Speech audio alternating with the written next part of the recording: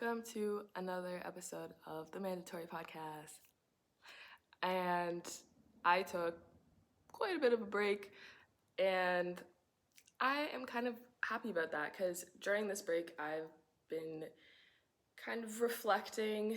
I had the opportunity to watch a couple of my old podcast videos, and I already talked about this, but I am very much an ever-growing, changing person, and I'm pretty hyper aware of when changes happen to me, like in my personality, in my worldview, and how I interact with other people. And obviously my goal is to always change for the better, but you can't really set an unreasonable expectation on yourself. We just kind of have to go with however life flows.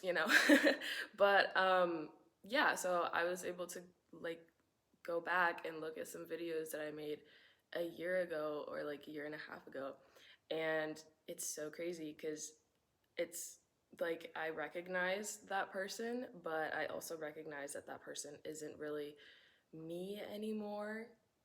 The way I see it, it's I'm kind of an accumulation of every type of person that I used to be. There's 12-year-old Amanda in here, and sometimes she comes out, and there's also 17-year-old Amanda in me, and sometimes she takes control. But it's really weird to acknowledge growth, especially because I've been saying this. I've been going through my therapy journey, and it's pretty cool. It's pretty scary, but it really does make you hyper aware of stuff. And yeah, today's topic, I am going to be talking about self-love. Crazy. So this isn't really something that has been kind of a big thing that I've been thinking about. It's more so in the past couple of weeks. I've just got the kind of burst of inspiration from a therapy session I had. I don't know, it just triggered this kind of snowball into me writing an essay on self-love, and I kind of just wanted to talk about it. But yeah, first things first, I feel like self-love kind of has this stigma around it of where people think that it is someone putting themselves on a pedestal and thinking that they're better than others because they love themselves, but that's not how I see it. I feel like when people kind of have that sentiment towards self-love, it's because they obviously they don't have the same amount of self-love for themselves as they see in another person. And I think people also see it as other people justifying negative traits that they have. But I don't believe that. I believe that you can have negative traits, as everyone does, and love yourself anyway. You don't have to fall into a pattern of hatred because you're imperfect. Everyone is imperfect, and if those were the only things that people clung on to, then everyone would hate themselves. I don't want to dig too deep into the meat and bones of what I'm trying to say beforehand, but I just want to say that's not how I view it. Yeah, so let's dive deep into it. So I already kind of touched on this, but the kind of thing that triggered this self-love rant was me talking to my therapist about the parts of ourselves that we see as negative. They obviously are a part of us, but they're usually there to protect us. And specific negative traits develop usually as responses to what we see as dangerous or harmful or uncomfortable. And these traits usually develop in childhood, and they are, a lot of the time, trauma responses to things that have happened. So we shouldn't villainize them, is kind of what my therapist was trying to say, because when we villainize any part of us, then that leads into self-hatred, and there's not really any kind of positive outcome of self-hatred. You know, if you hate yourself, you are going to have a negative worldview. You are going to be more aware of negative traits in other people, so that's going to lead you to hate other people. You know, hate doesn't really lead anyone anywhere, and how can you fight hate? Usually with love. So yeah, self-love is a good tool, and it's not like a one and done thing. It's constantly evolving because people are always evolving. So you are always going to have to uh, relearn to love yourself and through every version of yourself. A specific trait in myself that I always perceived as negative, that was like a source of shame, was jealousy. So I kind of struggled with jealousy a lot in middle school, throughout kind of high school, early uni. I mean, like I'm only in second year, so but like it is a trait that I am aware of, that I have in like my past experience with relationships and friendships, and like in general, I kind of felt myself feeling jealous of people because of experiences that they had and that I hadn't. Yeah, or like maybe someone got a better grade than me, or they were in a relationship that, you know, and I wasn't in a relationship. Like, it's just kind of those things. And it presented itself to me as kind of like a voice. I feel like, well, I have an internal monologue, so I'm always like talking to myself in my head, but a lot of the time people don't have internal monologues, and that's like kind of crazy to me. I've talked to a lot of my friends about it, and you know, only a handful have internal monologues or can even like visualize stuff. Like, that's pretty cool. But I have a very active imagination. I can visualize things very well. I can talk to myself very well. So a lot of the time this jealousy kind of came up as a feeling, but the repercussions of that jealousy is that there was like an active kind of voice in my head that came from this feeling, pointed out things that I lacked that other people had. But it also made me feel very ashamed for feeling that emotion in the first place. When I decided to confront this pattern of behavior, I asked myself, you know, what was the root cause that made me feel ashamed for feeling it in the first place? Because I can acknowledge that every emotion that a human can experience is natural, and all emotions occur kind of, uh, you know, unwantedly. I don't know.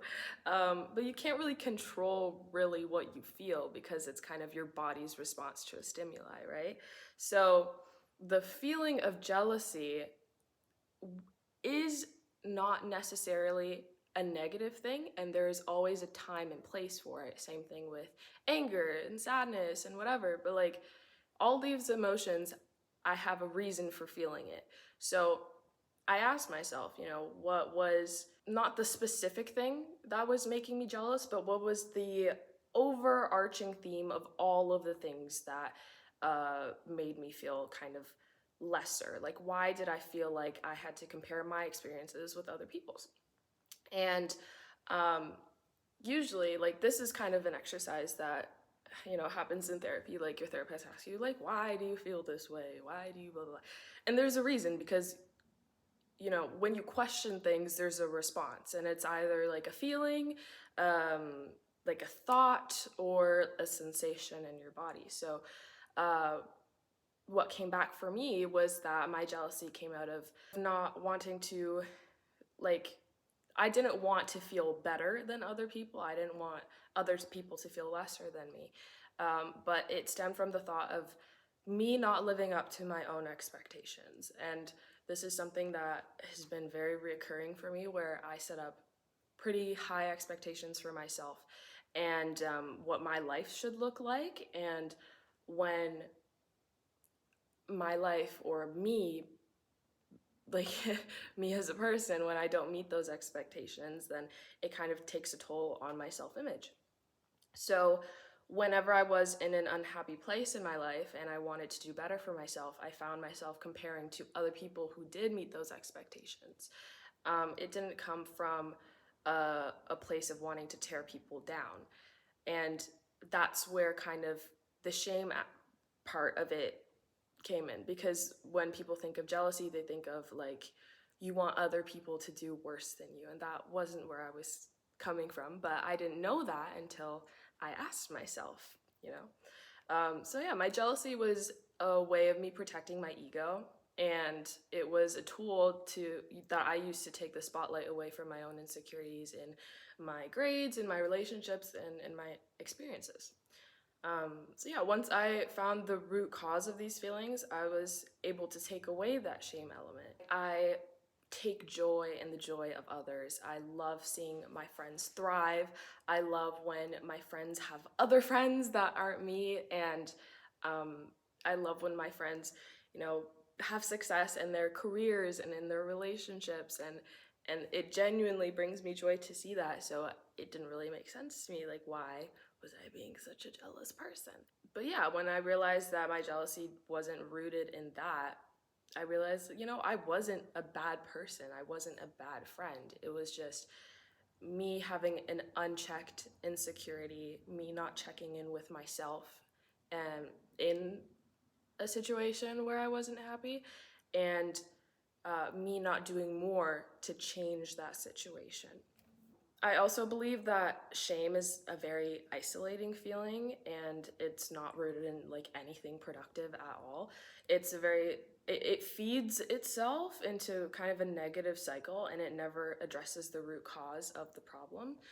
I don't know, for an issue to be resolved, it needs to be acknowledged and accepted as a truth. And when the truth is found, then the consequence of that truth ensues. So if I was still stuck in feeling shameful of feeling jealousy, and I continued to let it affect how I see myself as a friend, as a partner, you know, as a family member or a person, it would just continue to negatively impact my life in those areas.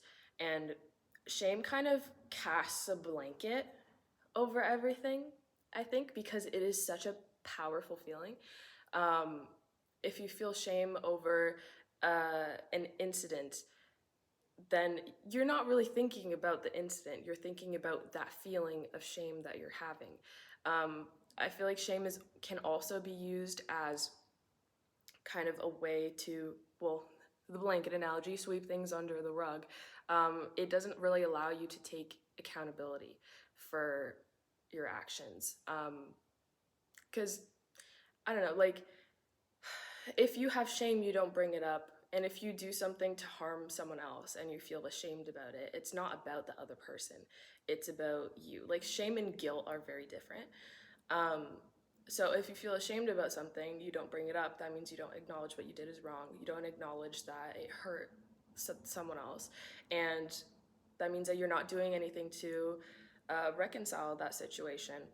And you know that so that means that that feeling of shame can be used as kind of a scapegoat to, you know, not deal with your problems, and it just ends up making everything worse.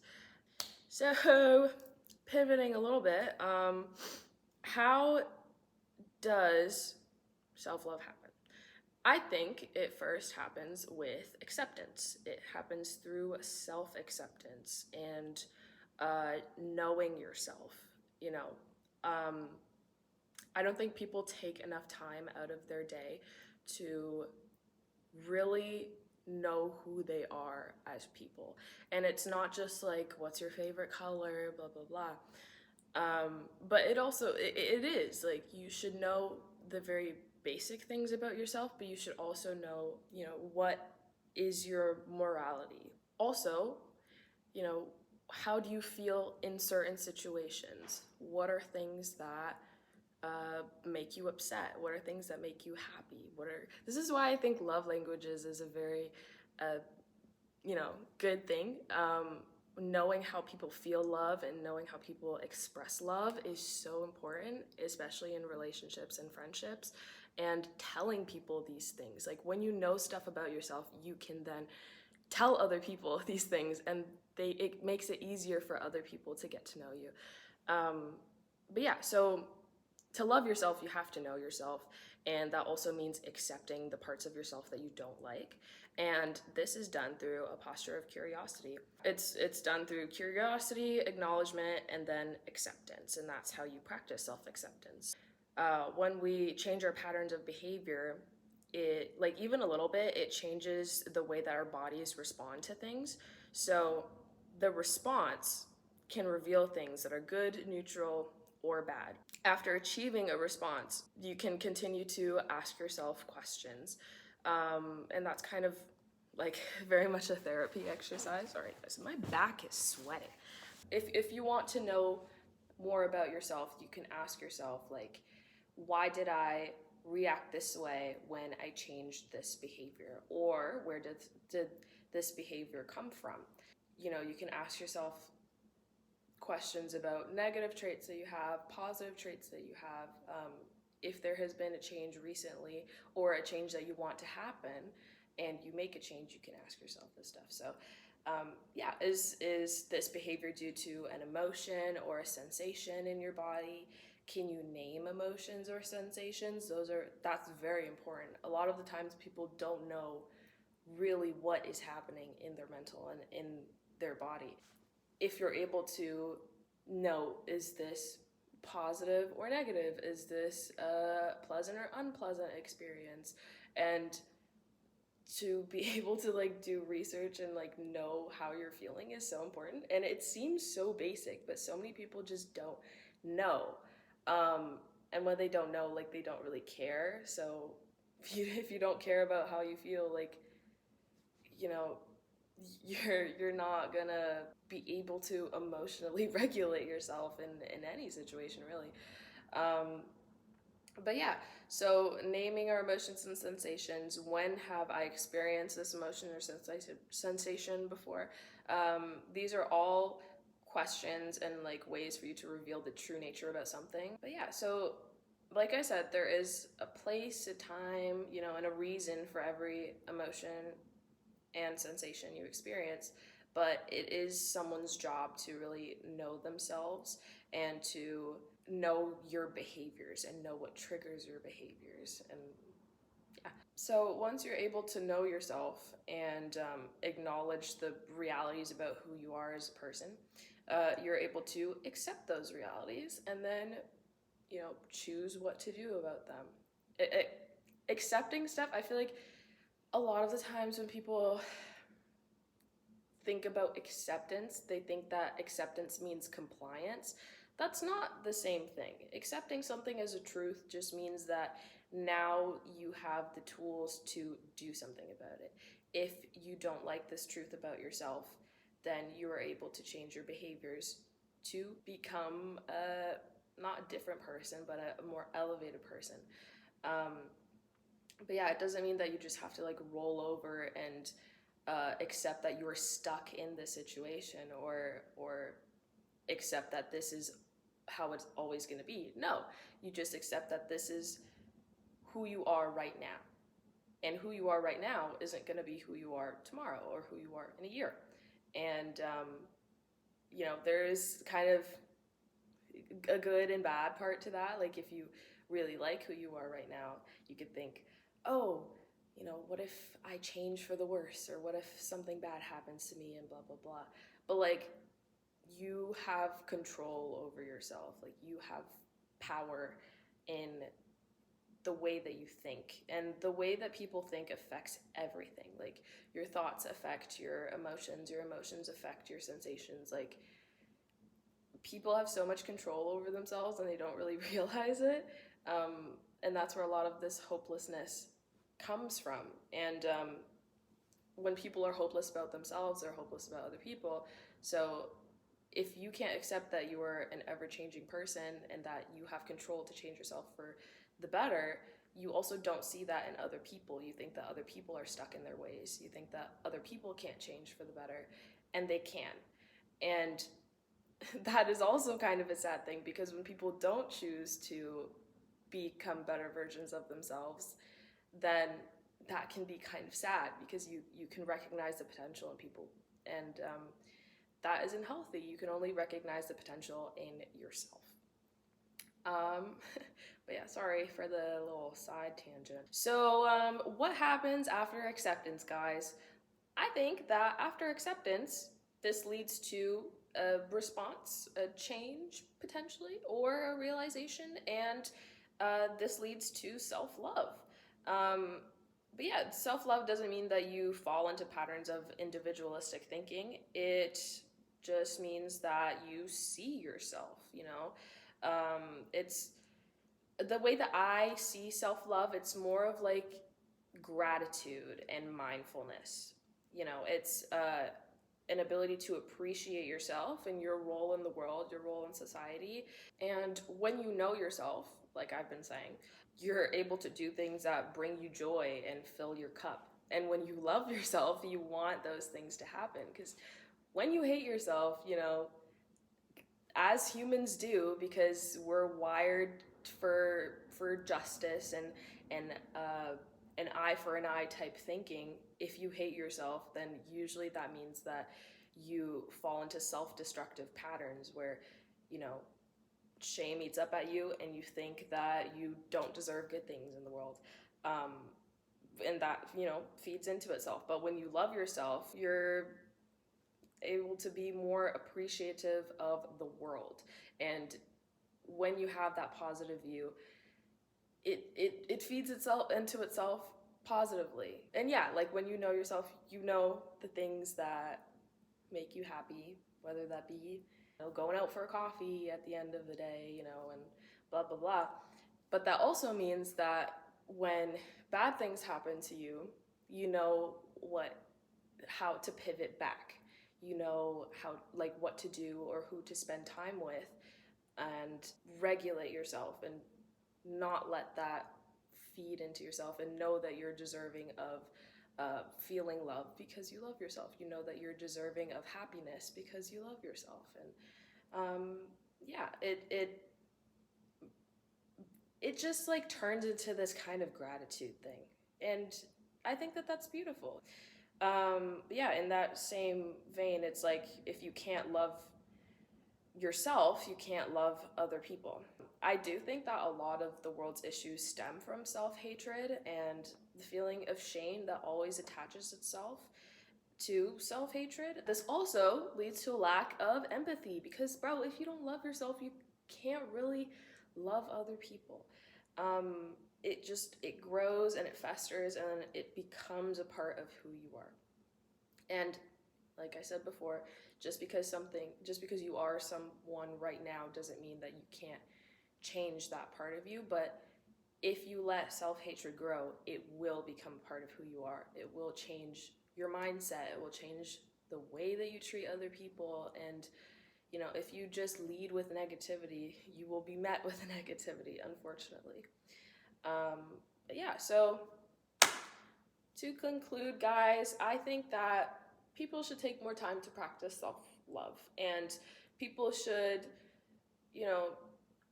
lead with more of a curious posture. People should ask themselves questions more. People should sit with themselves in situations of intense emotion and get to know who you are as a person.